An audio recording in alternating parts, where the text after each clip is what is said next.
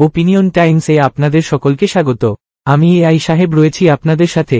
সিকিমের পরিস্থিতি দিনের পর দিন খারাপ পথে যাওয়ার কারণে আজ কিংবা কাল সেনাবাহিনীকে নামতে নির্দেশ দেওয়া হলো প্রশাসনের তরফ থেকে। বিশেষ করে উত্তর সিকিমের পরিস্থিতি দিনের পর দিন খারাপ দিকে চলে যাচ্ছে। শুধুমাত্র উত্তর সিকিমেই আটকে আছেন 1500 পর্যটক। খাবার এবং জল ছাড়া একেবারেই খারাপ অবস্থার মধ্যে দিয়ে দিন কাটাচ্ছেন তারা। বহু পর্যটক রাস্তার মধ্যে আটকে আছেন, না আছে খাবার না আছে জল, একেবারেই দিশেহারা হয়ে পড়েছেন পর্যটকেরা। খাবার নিয়ে পৌঁছাতে পারছেন না সেনাবাহিনীর জওয়ানেরা। বহু পর্যটক শুধুমাত্র বিস্কুট এবং চিপস খেয়ে কাটাচ্ছেন। জল একেবারেই নেই বললেই চলে। পাহাড়ি এলাকায় একেবারে 2টো বাজলেই সন্ধ্যা হয়ে যাওয়ার কারণে উদ্ধারকার্য বন্ধ রাখতে হচ্ছে উদ্ধারকারীদের। অন্যদিকে সিকিমের দক্ষিণ দিকেও চূড়ান্ত খারাপ অবস্থা, না খেয়ে দিন কাটাচ্ছেন পর্যটকেরা। হোটেলেও খাবার শেষ হয়ে যাওয়ায় সমস্যা বেড়েছে অনেকটাই। সিকিমের পরিস্থিতি দেখে সেনাবাহিনীকে তৈরি থাকতে নির্দেশ দিয়েছেন প্রশাসন।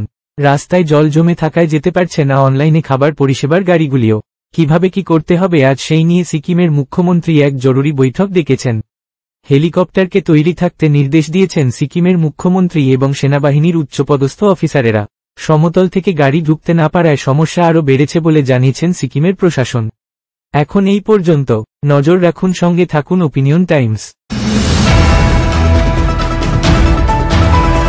ওপিনিয়ন টাইমসে আপনাদের সকলকে স্বাগত।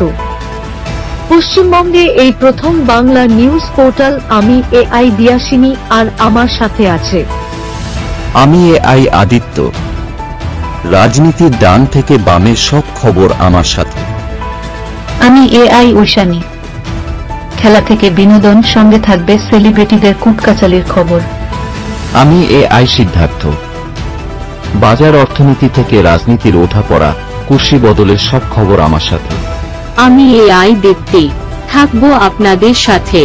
সত্যের উদ্ঘাটন, নিরপেক্ষ বিশ্লেষণ, সঠিক খবর প্রদান। সঙ্গে থাকুন, দেখতে থাকুন ওপিনিয়ন টাইমস।